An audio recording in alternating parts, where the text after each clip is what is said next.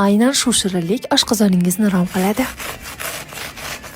Ustilari qarsildoq, ichlari yumshoq krem bilan uyg'unligi esa aqldan osiradi. Ustidagi kraklin uchun un, shakar hamda saryog'ni qo'shib xamir qoramiz. Xamirni pergament ichida yuqa va tekis qilib morosilnikka jo'natamiz. Ana endi shu shirinligini asosiga keldik. Sut, suv, saryog', shakar upasini chuqurroq tovaga solib, gazda qaynatamiz. Elangan unni solib, taxta lopatka yordamida aralashtirishni boshlaymiz. Bu jarayon tez-tez bo'ladi. Ana endi ko'pchilik takrorlaydigan xato bu tuxumni hammasini lo'p etib solib yuborish. Bitta-bittadan 3 ta tuxumni chaqasiz, katta kichikligiga qarab tuxum ko'payishi yoki kamaytirish mumkin. Nasatka yordamida pergamentga quyib, ustidan kroklinni qo'yamiz. 180 gradusda 40-45 daqiqada pishadi. Bitta tuxum sarig'i, shakar upasi, kraxmalni solib yaxshilab aralashtirib, ustidan qaynoqqina sutni qo'yamiz. Tinimsiz aralashtiramiz. Gazda quyilgunicha pishirib, ana undan keyin sovutamiz va mikser yordamida mikserlab, tvorojniy sir, quyultirilgan sut hamda qaymoqni solib, yaxshilab krem qilamiz. Shu shirinligi bilan malinali konfi ham quchoqlashib ko'rishadi. Karamel sevuvchilar uchun aynan shunisi. Shu pirojnilar sovigandan keyin tagidan yoriqcha hosil qilib, krem bilan